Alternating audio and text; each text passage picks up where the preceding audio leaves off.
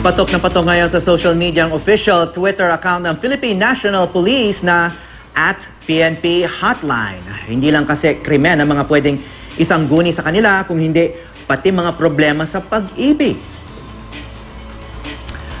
At maging sa sports, may opinion din sila. Game na game din sila nga makipagbiruan sa mga Twitter user. Tulad na lang nang tanungin sila kung bakit laging huli dumating ang mga pulis sa pelikula.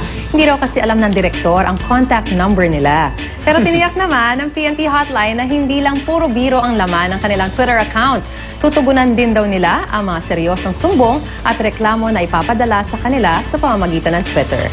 Magandang paraan yan para lalo pang mas mapalapit yung mga tao sa mga pulis. Kasi parang medyo nagkaroon na ng gap dahil yung mga ibang mga pulis na nasasangkot sa mga krimen din, di ba?